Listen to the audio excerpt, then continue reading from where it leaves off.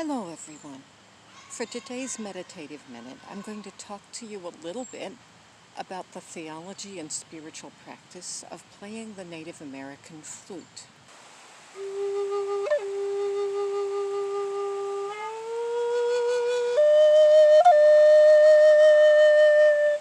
I think the best way I can explain it to you is by sharing the story of how the Native American flute came to my people.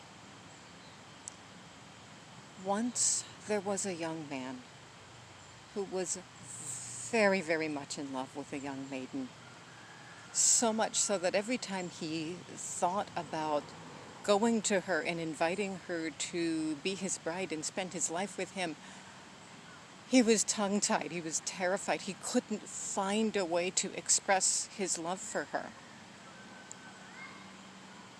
After struggling with this for some time by himself, he went to his shaman, his tribal religious leader, and the two of them burned sage and tobacco together, which are offerings to the Great Spirit, and they spent the night together in prayer.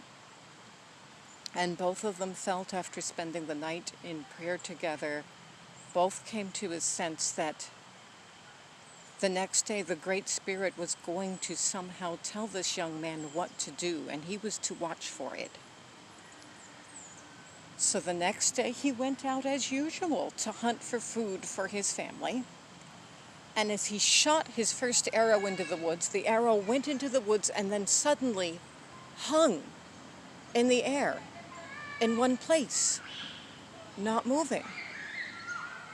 So the brave walked up to the arrow to find out what was going on, and as he reached to grab it out of the air, it went further. And every time he reached for the arrow, it led him onward and onward and onward until finally the young man was running after the arrow, and he ran all day long without stopping, following where the arrow led him. It was not until nightfall that the arrow stopped in a tree next to a water and a field of reeds. It was a good place to make camp for the night. It was too dark to do much, so the young man made camp, got some water, had the food that he carried with him in his pockets, and went to sleep for the night. That night in his dreams, several elk men came to him, and in Native American culture, elk men are similar to what European Americans think of as angels. These are people who have become so wise that they have become one with nature, so they are human and animal together. The elk men came to him and told him that tomorrow, when he got up, the animals were going to show him what he needed to do. They gave him instructions to watch the field of reeds near his camp.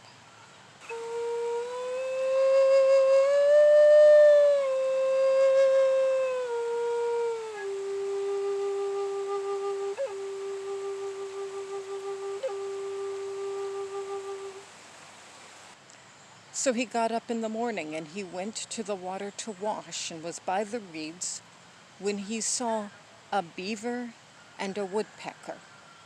And the beaver cut off one of the reeds, and the woodpecker began to peck holes in places in the reeds.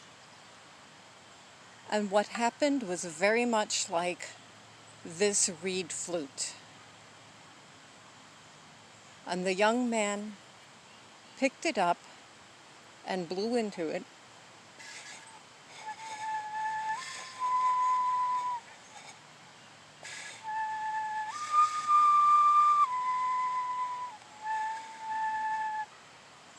and had made the first Native American flute. He spent a lot of time in the woods, all by himself. The first notes were very weak. It was very difficult to play.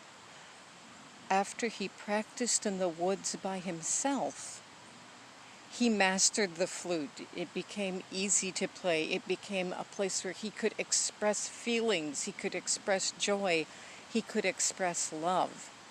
And he realized that now he was able to express the love that he could not express in words.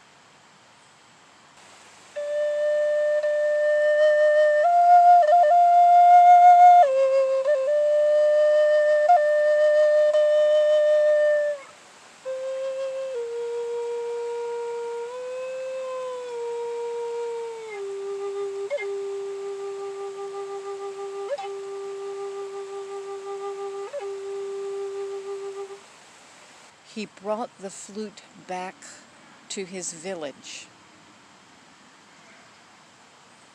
and played, and everyone gathered around him to hear him play.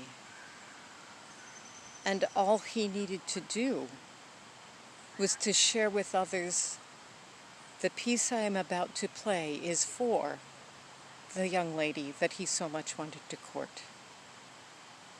It was all the couple needed. Once he was able to express his love through music, she consented and they lived their lives together from there. So there are many things from this story that I take into my own spiritual practice, and I think of these things every time I get out the flute. The first is to always go first to the Great Spirit, always go first to God, and look for what God wants to show us. The second is to choose direction driven by love. The third is to push ourselves to our capacity to give everything that we can to love, just as the young man went an entire day's journey. Another thing I learned from this story is to respect and collaborate with nature in finding ways to express love. And another thing that I think is important in this story is that the ultimate aim is to not take the flute and keep it a secret for ourselves, but use it to give to others, to take all of our gifts and use them to give to others.